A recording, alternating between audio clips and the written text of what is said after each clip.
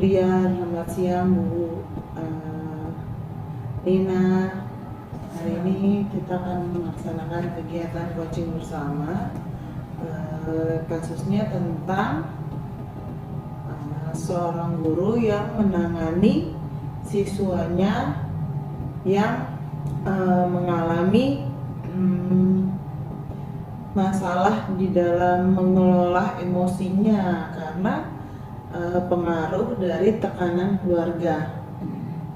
Bagaimana anak itu tidak dapat mengelola emosinya dan bagaimana guru dapat mengatasi, membantu siswa tersebut sehingga bisa mengatasi emosinya. Karena guru tersebut kan mengalami kebingungan bagaimana cara mengatasinya. Nah, makanya sharing dengan teman sejawat untuk bisa membantu memecahkan masalah dari pengalaman-pengalaman yang ada.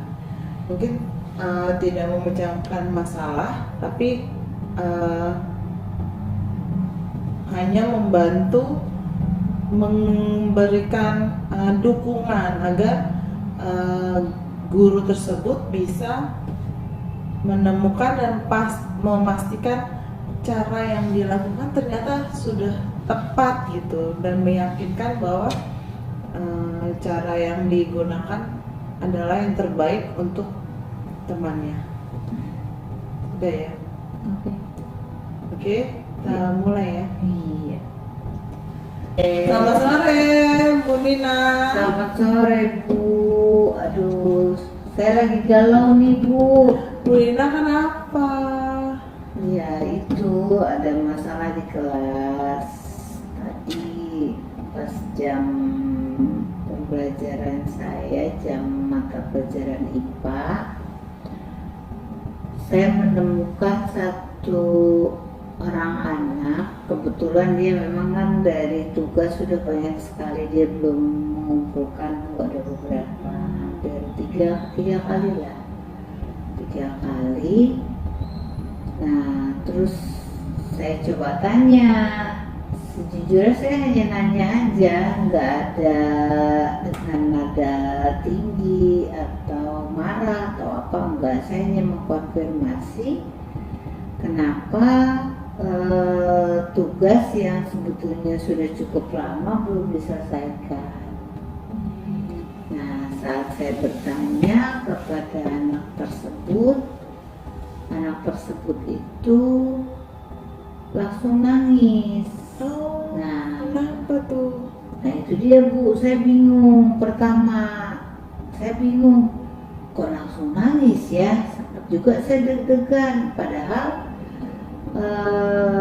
saya sama sekali tidak dengan nada kasar. Karena saya memang sudah sering mengamati anak ini cenderung introvert di kelas. Jadi hampir boleh dikatakan temannya itu hanya teman satu bangku yang dia duduk bareng. Enggak ada teman lain ya? Hampir tidak ada. Saya ngamati dan cenderung pasif ya di kelas. Nah, makanya saat saya bertanya kepada dia kenapa tugas-tugasnya belum dia kerjakan, dia langsung nangis. Dan itu saya agak bingung juga. Akhirnya saya coba untuk membawa dia ke tempat yang tidak dekat dengan teman-temannya. Jadi karena kebetulan ruangan saya dekat laboratorium IPA, nah itu saya bawa ke laboratorium IPA karena hanya berdua saja di sana.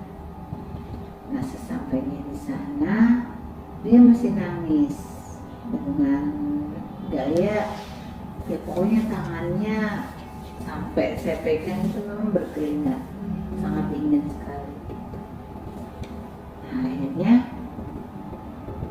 saya bilang sama dia, kamu kenapa? Kan ibu nggak marah sama kamu, aku cuma tanya, saya gituin. Terus dia bilang, saya takut Bu. Loh, nah itu dia makanya Bu, saya juga bingung. Saya tuh nggak merasa ngebentak, apalagi dengan nada tinggi ya. Nah, makanya loh, Bu Nina kan nggak marah sama kamu, Bu Nina kan hanya nanya kenapa dijaga tugasnya belum selesai juga gitu.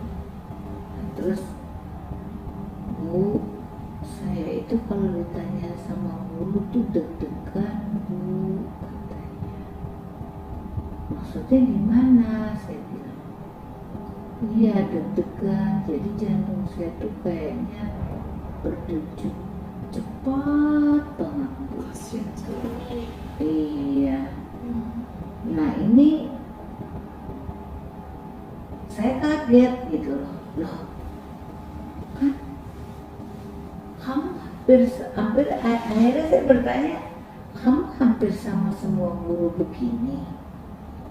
Iya Bu, katanya. Nah akhirnya kan karena rasa penasaran saya ya, namanya sebagai seorang guru kan, seorang guru itu kan kayak ibu ya kalau di sekolah itu. Saya penasaran, emang kenapa? Pasti ada sesuatu yang melatar belakangi itu. Nggak mungkin dia istilahnya bertingkah seperti itu tanpa ada latar belakangnya. Akhirnya saya tanya, sudah lama kamu seperti ini? Sudah, dari masih SD. Dia bilang, kamu kalau ditanya guru seperti ini? Iya Bu, saya takut banget. Kenapa bisa begitu? Awalnya dia tidak mau bercerita karena dia takut. Terus dengan perjanjian, saya mau cerita tapi nanti ibu jangan cerita ke siapa-siapa ya. Anaknya takut tapi masih mau cerita sama Bu Masih mau Nina ya? Iya. Hmm. Tapi kalau saya cerita ke ibu, ibu jangan cerita ke siapa-siapa ya Bu. Iya, ibu janji nggak akan cerita. Akhirnya dia cerita kalau ternyata dia tuh punya ayah yang cukup keras. Karena kebetulan ayahnya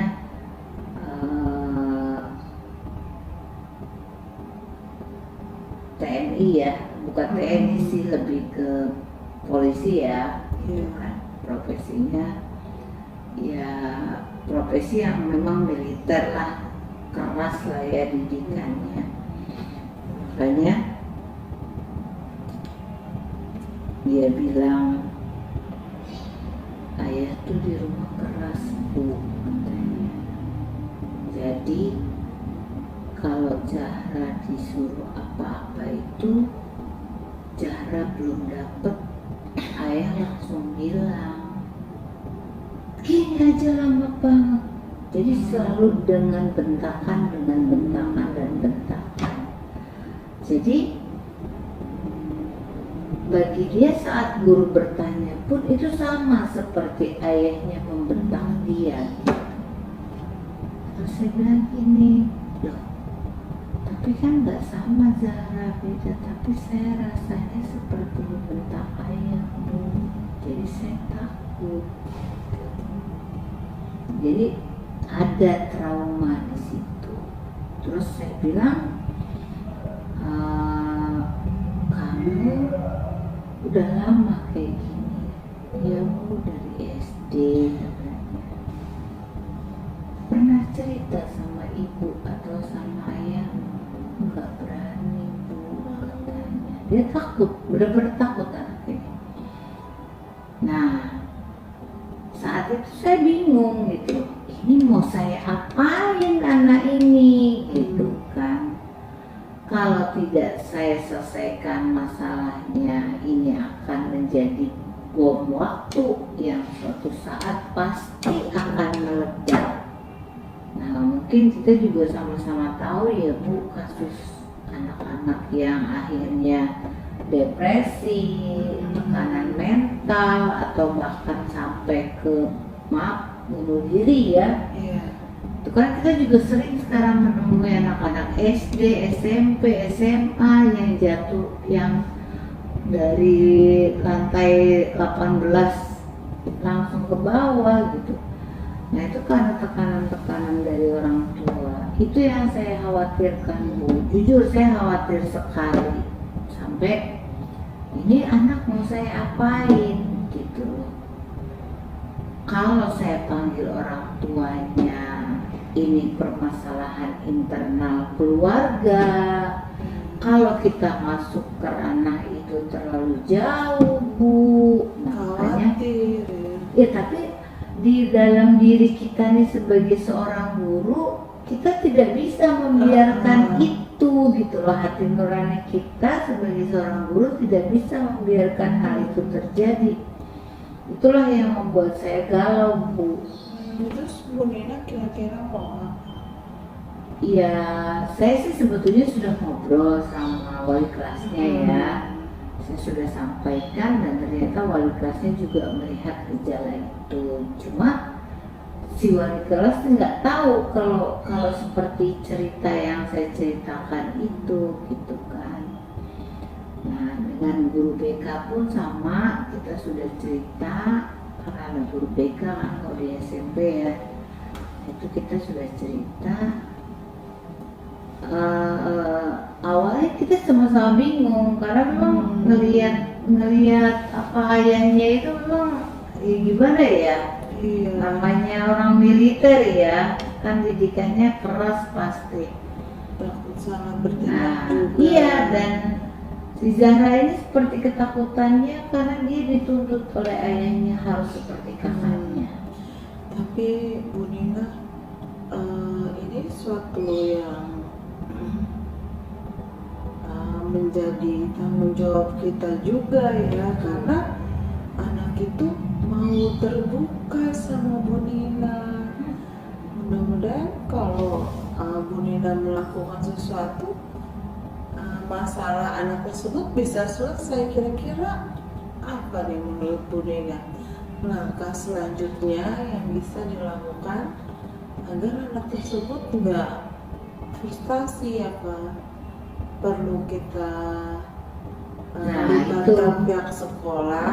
Nah, makanya maksud saya gini Bu, saya ngobrol sama Ibu supaya paling tidak sekolah bisa menjembatani untuk pertama mungkin kita panggil ibunya dulu ya Bu, karena biasanya seorang anak kan lebih dekat sama ibunya. Nanti kita bertanya dulu apakah betul memang seperti itu di Konfirmasi rumah, ya. konfirmasi ya Bu ya. Jadi artinya kita kan baru mendapatkan informasi dari satu pihak, dari si Zahranya sendiri. Nah sementara dari pihak orang tua kan kita belum tahu. Walaupun sebetulnya mungkin ya, tujuan orang tua pasti baik ya, pasti menginginkan yang terbaik buat anaknya. Tetapi kalau akhirnya membuat tekanan mental kepada si anak itu kan sangat berbahaya sekali kan. Itu tidak kita harapkan seperti itu. Nah, makanya saya sudah komunikasi dengan guru wali kelas, karena kan saya guru mapel Bu. Kalau yang punya hubungan ke orang tua kan wali kelas, Guru BK. mungkin nanti ada panggilan tapi tidak dengan ayahnya terlebih dahulu. Iya. Dulu saya kepinginnya sih begitu Bu, mungkin kalau diizinkan oleh sekolah saya bisa terlibat pada saat memang ada pemanggilan, karena kebetulan Zahra ceritanya kan ke saya bukan ke guru BK gitu. Iya, tapi dilibatkan juga kan guru BK-nya. Oh iya jelas, jelas. Nah, karena memang harus ke guru BK Bu, nggak bisa ke saya langsung kan. Artinya ini kan permasalahan yang baik itu wali kelas ataupun guru BK harus tahu. Sebagai perantara, karena Betul. bagaimanapun ranahnya Ranah harus guru melalui BK. guru BK. Betul. Karena memang itu kan sebagai catatan ya Bu ya, catatan memang si anak ini pernah punya masalah gitu loh. Artinya kita coba menyelesaikannya kan gitu. Saya sih kepinginnya sekolah mendukung. Sekolah pasti akan mendukung ya, tapi anak itu akan terus tetap dipantau ya Bu Nina. Oh iya Bu, jelas. Saya bahkan berpikir begini Bu, bukan tidak mungkin ada Zahra-Zahra yang lain di sekolah. Karena apa? Kita kan murid kita banyak. Saya juga hanya menangani beberapa kelas. Bukan tidak mungkin Zahra-Zahra yang lain itu ada.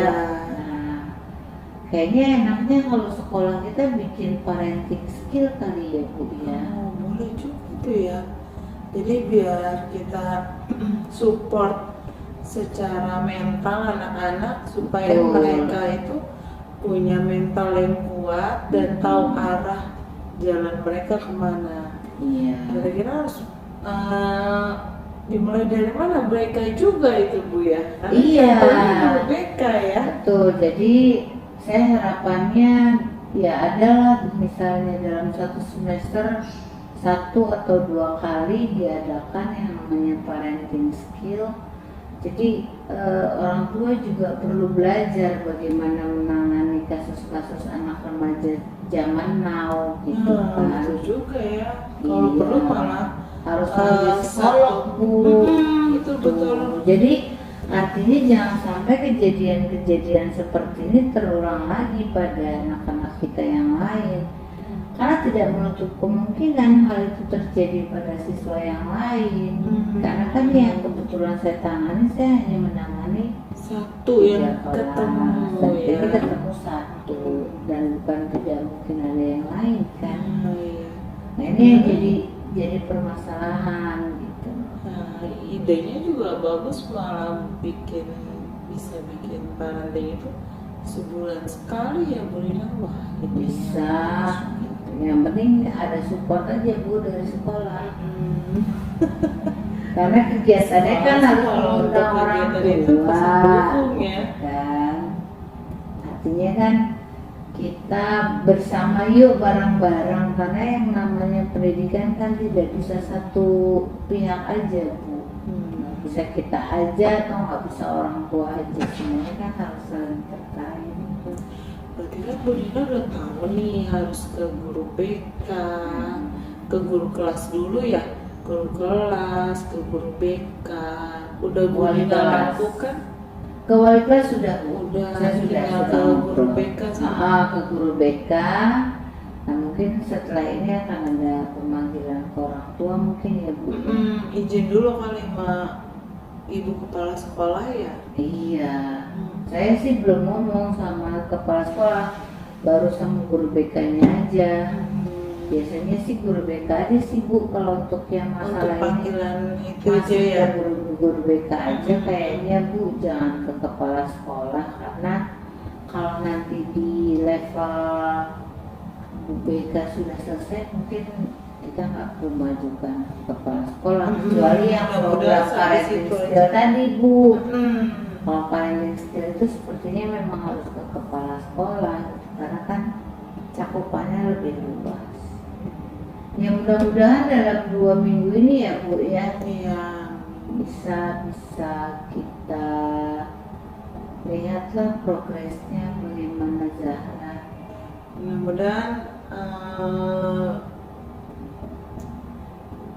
dengan memanggil orang tua mamahnya melalui BK akhirnya terbuka, Iya. mamahnya bisa Dan itu harapan saya. membuka pikiran juga Iya, ya. betul. Karena ya kalau sudah ke ibunya otomatis kan ya mungkin nanti pelan-pelan si ibu akan menyampaikan ke ayahnya dan baru nanti mungkin akan kita panggil lah dua-duanya setelah itu. Jadi artinya kita bicara tidak lagi bicara sebagai guru dan orang tua, tapi kita bicara sama-sama sebagai orang tua. Kita orang tuanya di sekolah dan mereka orang tua di rumah. Jadi untuk keberhasilan kehidupan. Mungkin gitu kali ya Bu. Iya, kalau emang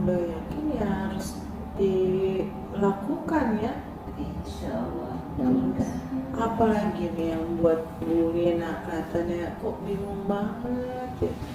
Sudah Bu, sepertinya mungkin saya cuma butuh teman cerita aja nih Bu. Tapi udah yakin berarti ya untuk menangani masalah, harus yakin karena Mudah-mudahan Bu, anak-anaknya mudah-mudahan. biar nggak Saya bingung. kepinginnya sih tadi, jadi ada apa ya? Ada keyakinan bahwa zara-zara lain nggak ada gitu.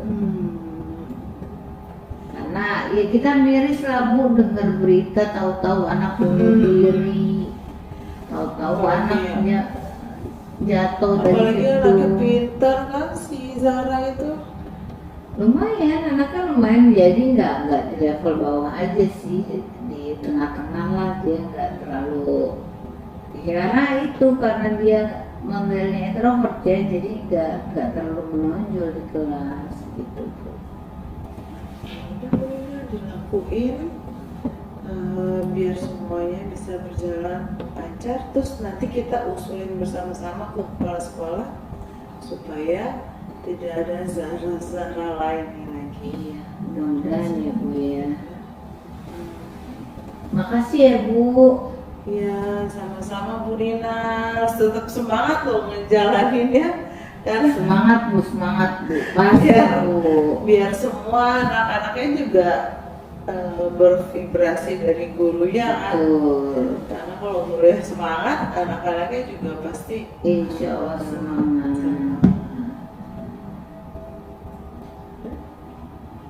Jadi Bu Nina abis ini mau berjanji apa nih? Mau mengambil sikap apa nih? Intinya selain yang saya permasalahan yang saya hadapi, tapi saya juga punya prospek apalagi sih setelah ini kan gitu. Untuk meyakini kalau nggak Nggak cuma yang Zara sejarah aja, tapi Zara lain jangan Betul. sampai ada lagi yang lainnya. Ya. Assalamualaikum warahmatullahi wabarakatuh. Waalaikumsalam warahmatullahi wabarakatuh. Ya, setelah melihat percakapan ya atau coaching dari antara Bu Petra sebagai coach dan Bu Nina sebagai coachee, di sini saya akan menjelaskan atau apa ya, mengungkapkan, Apa menyampaikan? menyampaikan hasil pengamatan kegiatan coaching yang dilakukan oleh Bu Petra dan Bu Nina. Ya, untuk pra-supervisi, poin pertama mendiskusikan rubrik penilaian percakapan coaching. Ya, tadi sudah dilakukan oleh Bu Petra ya sebelumnya ya, sudah menjelaskan apa tujuannya. Lalu menanyakan kompetensi coaching apa yang ingin dikembangkan. Tadi juga Bu Petra sudah melaksanakannya, yaitu dengan menanyakan tujuan dari dilakukannya coaching ini kepada Bu Nina. Kemudian menanyakan bagian kompetensi mana yang secara spesifik ingin diobservasi. Ini juga sudah dilakukan ketika Bu Petra menanyakan hal apa yang ingin dicapai oleh Bu Nina dari kasus tersebut. Kemudian poin 4 menanyakan indikator ketercapaian dari tujuan pengembangan yang diinginkan. Ini juga sudah dilaksanakan, yaitu tadi ketika Bu Petra dan Bu Nina hampir sama dengan kompetensi ya, apa yang ingin dicapai dari kegiatan coaching ini. Jadi hal apa sih yang ingin didapat Bu Nina dari coaching ini? Ya, tadi sudah disampaikan. Lalu poin kelima, mencatat yang terlihat dan terdengar pada saat rekan CGP melakukan coaching yang bebas dari penilaian dan asumsi, fokus pada area yang ingin dikembangkan berdasarkan hasil percakapan apa ya? Sebelum percakapan yang udah didiskusikan ya, Iya. apa yang mau deskripsikan kegiatannya apa. Udah ya berarti ya Berarti percakapannya. Udah percakapan tadi yang apa? Sebelum Mendeskripsikan masalahnya. Ya oke, aku ulang ya. Untuk poin kelima, mencatat yang terlihat dan terdengar pada saat rekan CGP melakukan coaching yang bebas dari penilaian dan asumsi, fokus pada area yang ingin dikembangkan berdasarkan hasil percakapan ya. Jadi menurut saya tadi sudah sangat sesuai dari Bu Petra menyampaikan apa tujuan dari coaching, lalu saat pelaksanaan coachingnya juga sudah sesuai dengan tujuannya tadi. Untuk poin 6, menanyakan apa yang sudah dilakukan pada saat melakukan coaching yang menjadi indikator pencapaian pengembangan yang diinginkan. Ya, di sini juga tadi sudah jadi setelah Bu Petra dan Bu Nina berdiskusi ya untuk menanyakan atau saling sharing, ini sudah dilakukan oleh Bu Petra ketika Bu Petra menanyakan kira-kira apa lagi sih yang ingin atau yang ingin dituju sama Bu Nina dari kasus tersebut. Lalu untuk poin 7, menyampaikan catatan hasil observasi berbasis data yang bebas dari penilaian dan asumsi, fokus pada area yang ingin dikembangkan berdasarkan hasil prapercakapan. Sudah fokus. Ya, Coaching dan coaching sudah fokus. ya dalam kegiatan coaching antara coach dan coachee sudah fokus ya, sudah sesuai alurnya ya, menggunakan alur Tirta. Untuk poin 8, menanyakan kompetensi apa lagi yang ingin dikembangkan berdasarkan hasil melakukan coaching yang barusan dilakukan ya. Ini juga sudah sesuai ketika Bu Petra menanya, setelah selesai Bu Petra masih menanyakan untuk menguatkan Bu Nina, kira-kira apalagi yang ingin dicapai sama Bu Nina, apakah masih ada keraguan atau kebingungan yang perlu untuk didiskusikan. Tadi Bu Petra sudah melaksanakan semuanya. Oke, terima kasih. Cukup sekian pengamatan dari saya. Wassalamualaikum warahmatullahi wabarakatuh.